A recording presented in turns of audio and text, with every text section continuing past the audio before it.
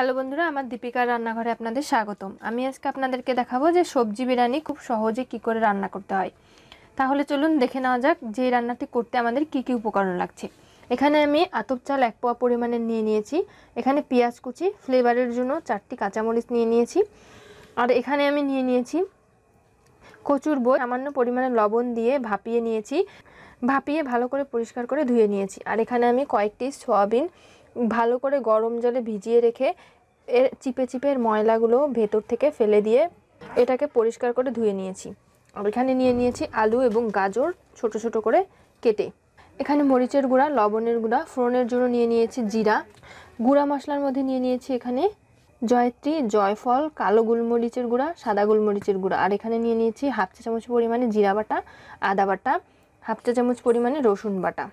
আর এখানে আমি নিয়ে নিয়েছি গুঁড়া দুধ, হাফ কাপ গরম উষ্ণ পানিতে গুলিয়ে এর মধ্যে সয়াবিন তেল এবং ঘি দিয়ে গুলিয়ে নিয়েছি। একটা মিশ্রণ তৈরি করে নিয়েছি, যেটা দিলে বিরিয়ানির গন্ধটা আরও বেশি সুন্দর এবং সুগন্ধি হয়ে থাকে। তাহলে চলুন খুব সহজে কি করে সবজি বিরিয়ানি তৈরি করতে হয় সেই রেসিপিটি দেখে আসা যাক। চুলায় কড়াইয়ের মধ্যে পরিমাণ মতো জল দিয়ে দিয়েছি এবং সেখানে 6টি ছোটো এলাচ, কয়েকটি তেজপাতা এবং হাফ চা চামচ পরিমাণে লবণ আর সয়াবিন তেল 1 চামচ তেল দিয়েছি এবং দেওয়ার পরে পানিটাকে ভালো করে এইভাবে উতল তুলে নিলাম। এখন এর মধ্যে আমি দিয়ে দেব আগে থেকে ধুয়ে রাখা আতপ চালগুলো। আমি চাল নিয়েছিলাম এক পোয়া পরিমাণে, এখানে আমি জল নিয়েছি তার দ্বিগুণ পরিমাণে, কারণ আতপ চাল কিন্তু অনেক পানি টানে, সে কারণে পানির পরিমাণটা বেশি দিতে হবে। তাই আমি চালটা 99 ভাগ সেদ্ধ করে নেওয়া পর্যন্ত অপেক্ষা। আমার চালটা সিদ্ধ হয়ে গেছে, আপনারা চালটা দেখতে পাচ্ছেন 99 ভাগ সিদ্ধ করে নিয়েছি। এখন এটাকে একটা ঝুড়ির মধ্যে ঝরা দিয়ে পানিটা ছাড়িয়ে করে নিচ্ছি। আমি চুলায় কড়াই বসিয়ে দিয়েছি, কড়াইয়ে পরিমাণ মতো তেল দিয়ে দিয়েছি। এখন সেদ্ধ করে রাখা সয়াবিনগুলো দিয়ে দিচ্ছি।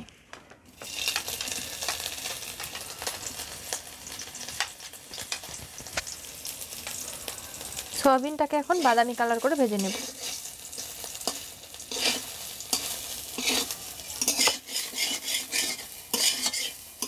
আমার সোয়াবিনটা ভেজে নেওয়া হয়ে গেছে, এখন আমি একটা পাত্রের মধ্যে উঠিয়ে নিচ্ছি।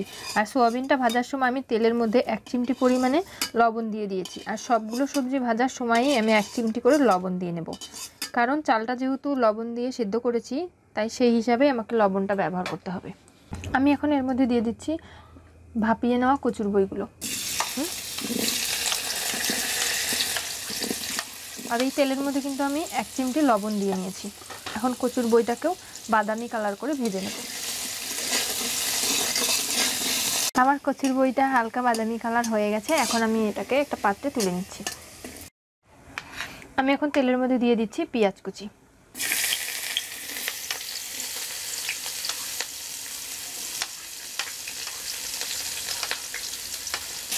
পেঁয়াজটাকে এখন হালকা বাদামি কালার করে ভেজে নেব। আমার পেঁয়াজ এবং আলু, গাজর সবগুলো উপকরণই হালকা বাদামি কালার করে ভেজে নেওয়া হয়েছে। এর মধ্যে এখন দিয়ে দিচ্ছি জিরা ফোড়নের জন্য।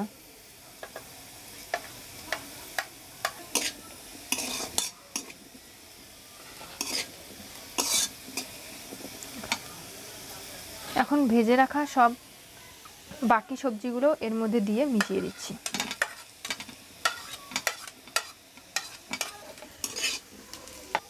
এর মধ্যে দিয়ে দিচ্ছি হাফ চা চামচ পরিমাণে শুকনা মরিচের গুঁড়া।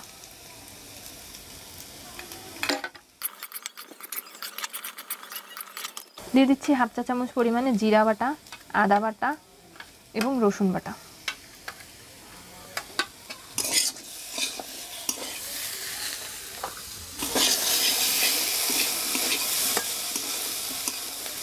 সবগুলো মশলা সবজির সাথে ভালো করে মিশিয়ে নিচ্ছি। মিশিয়ে নেওয়া হয়ে গেলে এর মধ্যে হাফ কাপ পরিমাণে দুধ দিয়ে দিচ্ছি। এতে করে মশলাটা কষিয়ে নেওয়া হয়ে যাবে এবং মশলার যে কাঁচা গন্ধটা আছে সেটাও থাকবে না এবং সবজিটাও কিন্তু হালকা সিদ্ধ হয়ে যাবে।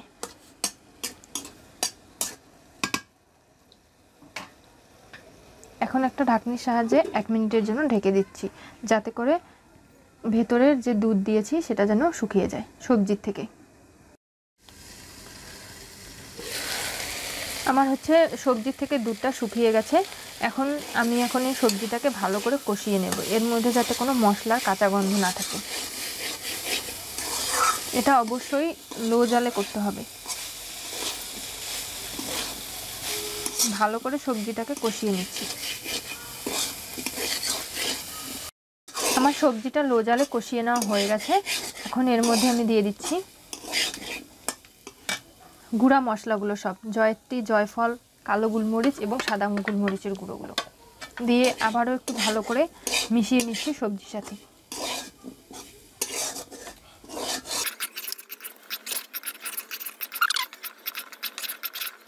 আবার একটু ভালো করে গুঁড়ো মশলাগুলো দিয়ে কষিয়ে নিলাম।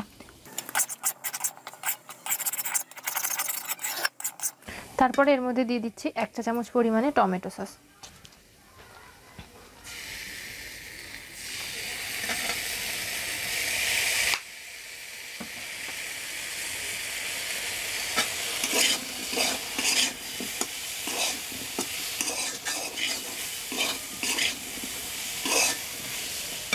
হাফ চা চামচ পরিমাণে চিনি।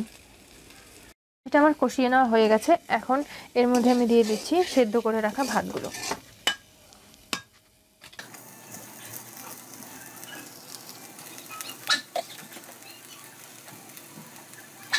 এখন এর মধ্যে দিয়ে দিচ্ছি গুঁড়া দুধ গুলিয়ে ঘি এবং সয়াবিন তেল দিয়ে একটা মিশ্রণ তৈরি করেছিলাম, সেই মিশ্রণটা।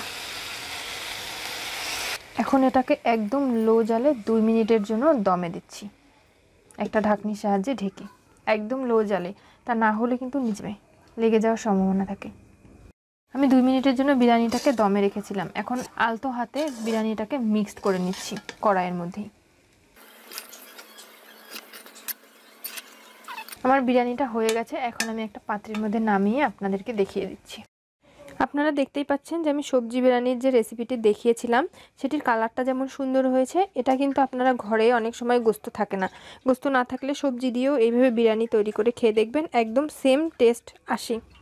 তাই আপনারা অবশ্যই করে এই রেসিপিটি তৈরি করে খেয়ে দেখবেন, আপনাদের ভালো লাগবে এবং আপনাদের প্রিয়জন আত্মীয় স্বজনদেরকেও আপনারা খাওয়াবেন। তাহলে আমার এই রেসিপিটি যদি আপনাদের ভালো লেগে থাকে তাহলে অবশ্যই করে আমার চ্যানেলটি সাবস্ক্রাইব করুন, লাইক শেয়ার কমেন্ট করতে ভুলবেন না এবং পাশে থাকা বেল বাটনটি অবশ্যই করে ক্লিক করুন। ধন্যবাদ সবাইকে, আজকে এই পর্যন্তই।